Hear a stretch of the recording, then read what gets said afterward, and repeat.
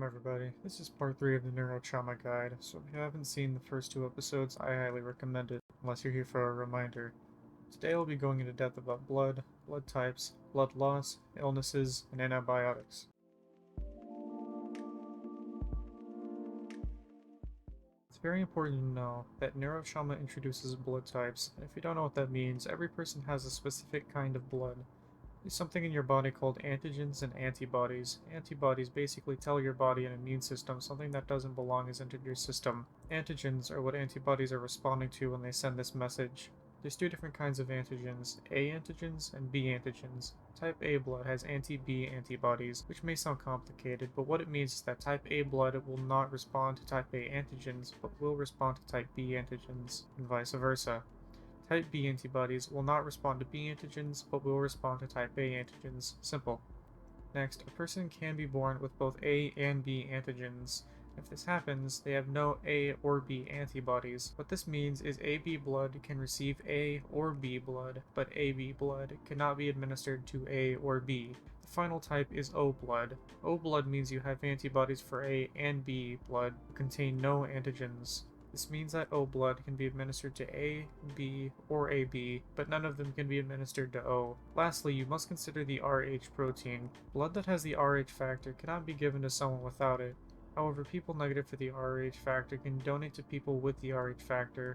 The Rh factor is indicated by a plus or minus sign after the blood type. For example, A plus blood will mean it has A antigens and anti-B antibodies and contains the Rh protein, so it can receive A+, O+, A-, and O-.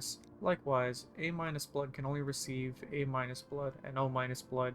O- blood is the most important kind because due to it having no antigens for A or B blood and does not contain the Rh factor, it can be given to every single other blood type.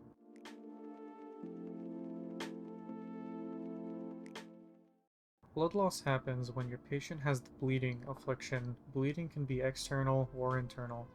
We'll start with external bleeding. External bleeding, or just bleeding, happens when you get attacked. Examples include bite wounds, gunshot wounds, and busted arteries. We will cover arteries later in this episode. If you spot bleeding, you have 4 options to stop it: bandages, plasticine, sutures, and antibiotic glue. I don't recommend using antibiotic glue or plasticine, however. The most preferable item is sutures, as they can both stop bleeding and stitch wounds at the same time. This has its own side effect, but this will be covered in the next episode. It's generally negatable though. Now that you've learned how to stop bleeding, let's see how to treat blood loss. Blood is restored with blood packs. Administering blood packs to a patient is called a transfusion. If you feel you have a moment, you can check your patient's blood type with the hematology analyzer.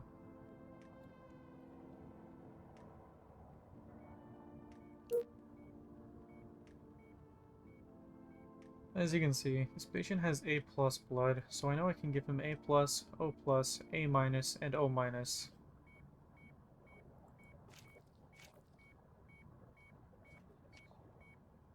A direct blood transfusion restores about 30% of your patient's blood, which is why it's so effective in emergencies. A patient can have up to 200% blood loss, so the higher the blood loss, the more blood you have to administer, and quickly. My personal advice is it's okay to stop administering blood once your patient is in the range of 20 to 30% blood loss, as blood naturally regenerates on its own. It's generally okay to leave the blood to naturally regenerate at that point. This is why in my first video I recommend you carry 2 stacks of O- blood. It's the first thing you should go to if there's an emergency and you don't have time to study your patient's blood type. Blood loss causes multiple afflictions. The most notable affliction that will allow you to spot blood loss without the use of your health HUD is pale skin. Skin will become pale at around 40% blood loss and will be visible on your crewmate's player model. It's easiest to see around their cheeks and forehead. There's also hypotension, which means low blood pressure. This will be covered during the blood pressure section of this video.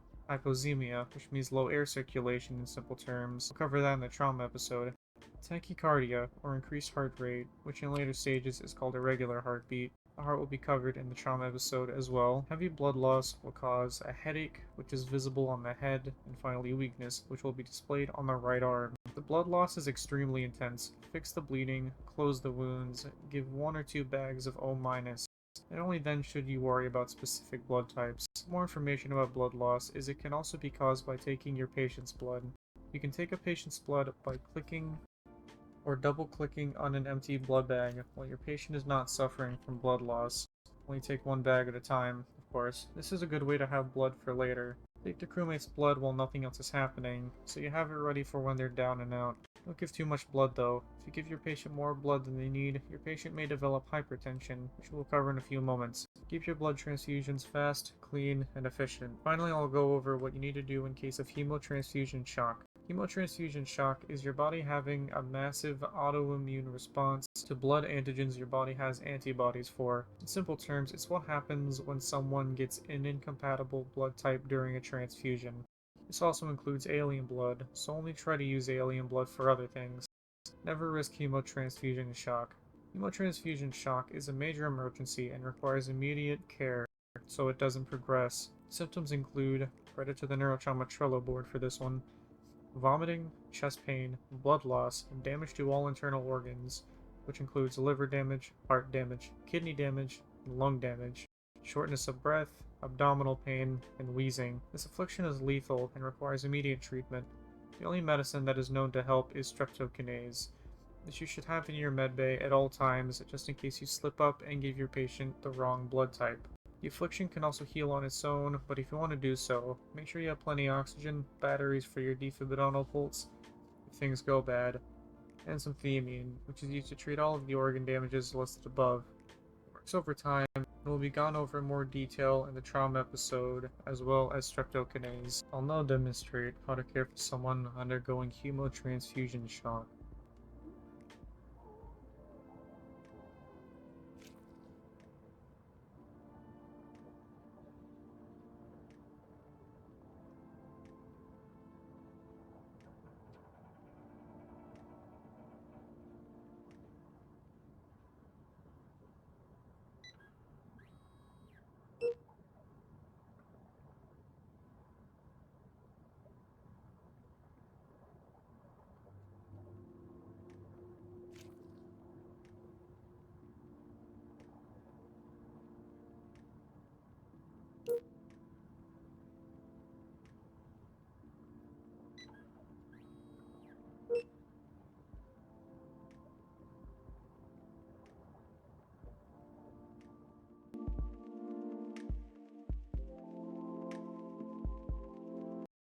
Blood pressure is a simple concept. It's how much pressure your blood is exerting on your blood vessels, which is the general term for veins and arteries. There's two kinds of blood pressure issues, hypertension and hypotension. Hyper means a lot, and hypo means little, so hypertension means a lot of tension, and hypotension means too little tension, put simply. Now we'll go over hypertension.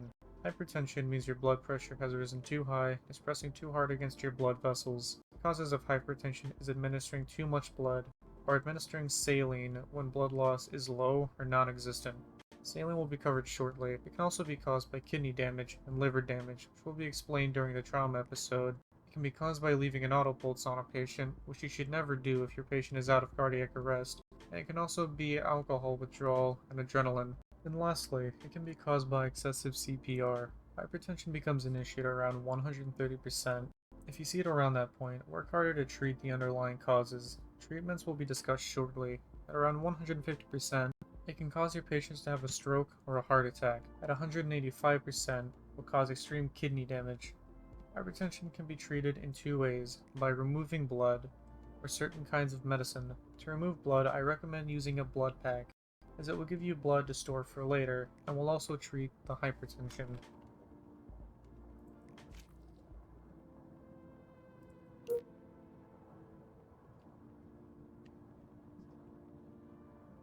If you don't have a blood bag, resort to using your scalpel and suturing the incisions a few moments later. The patient has blood loss and hypertension at the same time, which is quite situational but can happen nonetheless. Use medicine interceptors such as sodium nitroprusside or nitroglycerin. I recommend using sodium nitroprusside.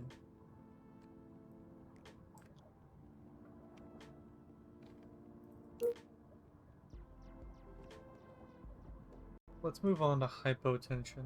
Hypotension can have an array of causes. A list of them is blood loss, irregular heartbeat, cardiac arrest, traumatic shock, and anesthesia.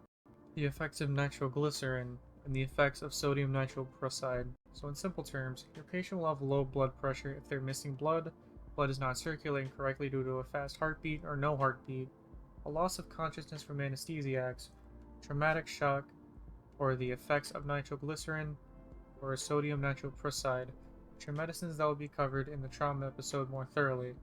Hypotension causes the symptoms increased heart rate, pale skin, blurred vision, headache, lightheadedness, hypoxemia, hyperventilation, and confusion. In order to treat hypotension, your options are restoring the blood loss if that's the root cause, defibrillating the heart if it is stopped or is beating too fast. In order to do this, use your manual defibrillator to reset the heart. If that's not working or your skill isn't high enough, use your auto pulse on the patient's armor slot. This won't reset the heart, but will solve their cardiac arrest. Just make sure you take it off the moment you're done using it. If your patient has cardiac arrest and the auto pulse isn't an option, resort to CPR. It's the least effective, but it's a tool that's always available. If all else fails and you need a booster, you can use Ringer solution. Ringer solution raises your patient's blood pressure by 30 for a few minutes.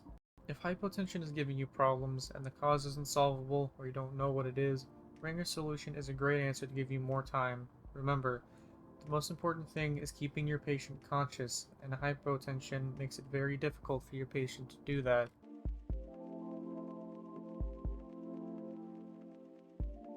Now we will cover the afflictions known as acidosis, alkalosis, and sepsis.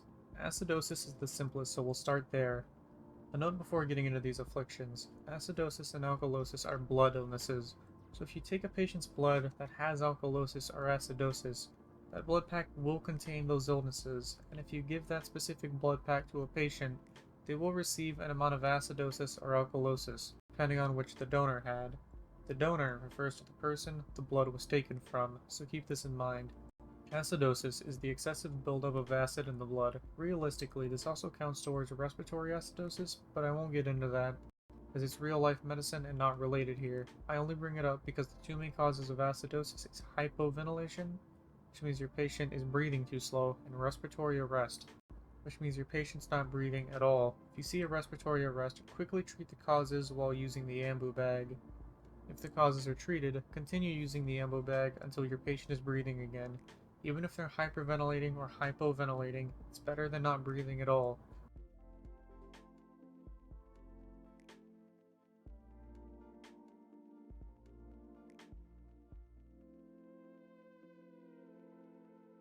Respiratory arrests will be thoroughly covered in the trauma episode. Other causes include cardiac arrest, kidney damage, and saline. Acidosis in high amounts causes problems from least to most severe: confusion, headache, weakness, increased heart rate, seizures, and a coma.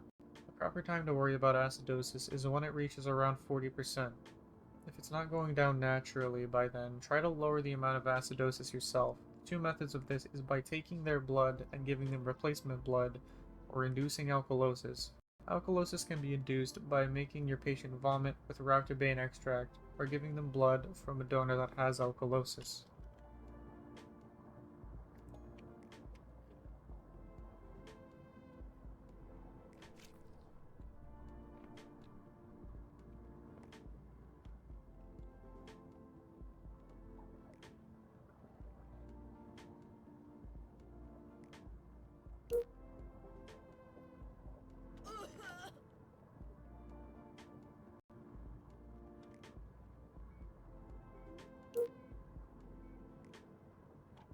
Alkalosis is the direct opposite of acidosis, and will cancel it out.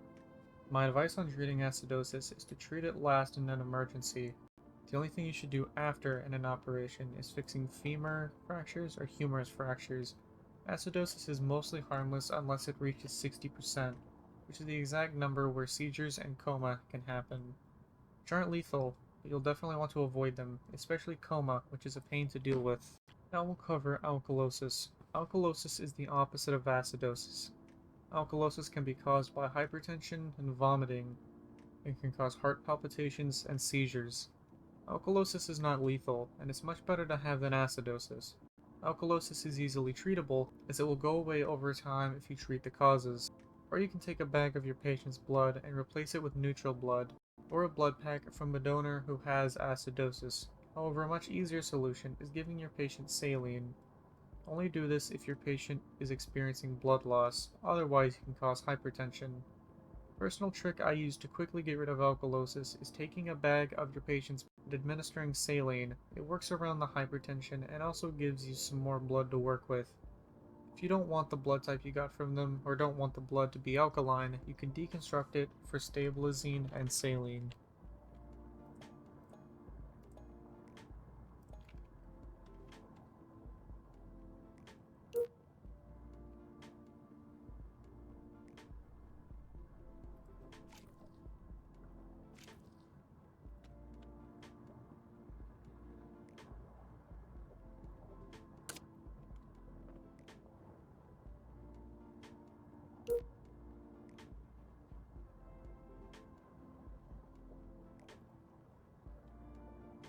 Lastly, we'll cover sepsis. Sepsis is when your body reacts too heavily or incorrectly to an infection and attacks itself.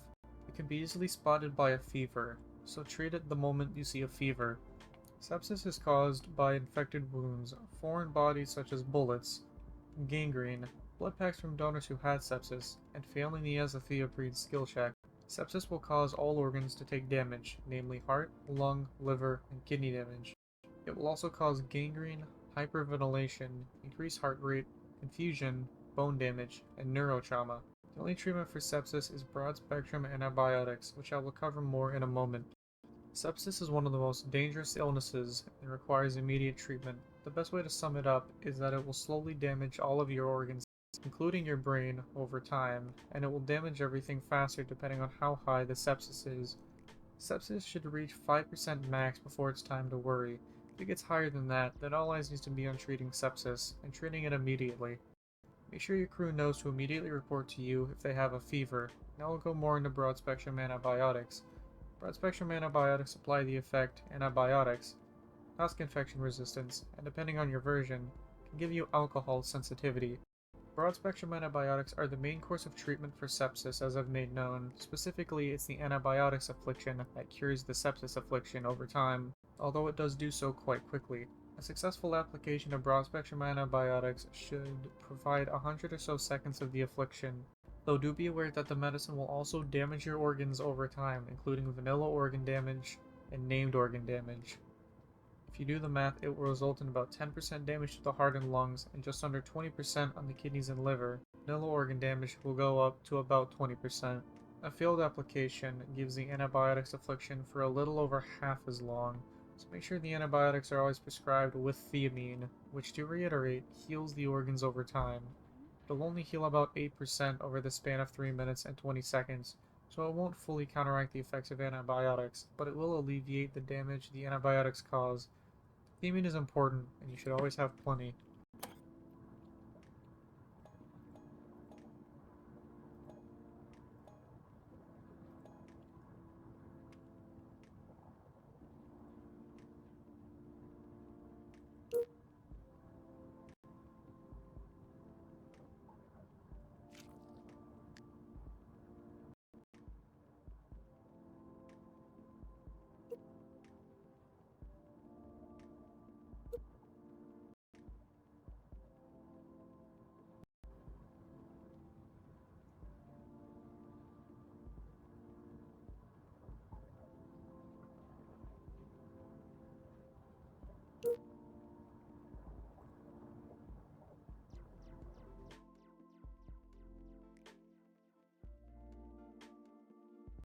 Now I'll briefly cover arterial bleeds, aka artery bleeds, and internal bleeding. Artery bleeds will be further elaborated on in the trauma episode, but they still count as bleeds, so I'll cover them here. We'll start with the extremity arteries, which refer to broken arteries in the arms or legs. These are treated simply. Arteries require surgery, but if you don't have time for that, or you're far away, immediately stop the bleeding with a tourniquet. This will buy you some time. Once you're able to operate, be in your operating room with these items: opium, your basic kit, and finish with the suture. Unfortunately, this tutorial map does not include artery bleeds, so I can't demonstrate it for you. The moment the artery is fixed, the tourniquet will be removed automatically, and the bleeding will stop. Immediately use multiple blood bags the moment the surgery is done to reverse the effects of the bleeds as much as possible. There's two other kinds of artery bleeds, aortic and carotid. The aortic artery or the aorta, is found in the chest and is the main artery leading out of the heart, and the carotid artery is found in the neck. Neither of these arteries can be helped with a tourniquet, so surgery must be immediate. First, the carotid artery is fixed just like the others. Opium, basic kit, suture. Again, I unfortunately cannot demonstrate. Next is aortic ruptures. The surgery is a little longer and I'll go over it again in the trauma episode. You cannot use a tourniquet or else it will damage your patient very bad and the bleeding will not stop. Use opium, your basic kit, endovascular balloon, medical stent, then suture.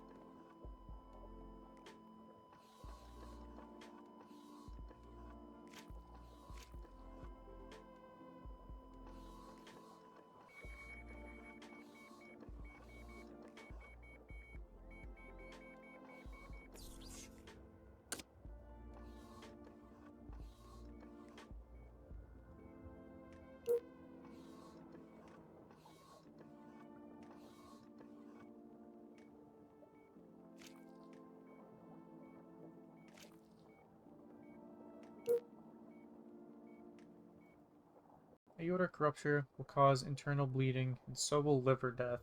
Internal bleeding is fixed with an open and closed surgery. In rare occasions, internal bleeding can happen due to other sources than the aortic rupture. So if you see someone's losing blood quickly, but you can't find a source, the bleed is internal, and you must do an open and closed surgery, as I said. To reiterate, you need opium, your basic kit, and a suture in the order you should know by now. You have a couple blood bags after the surgery.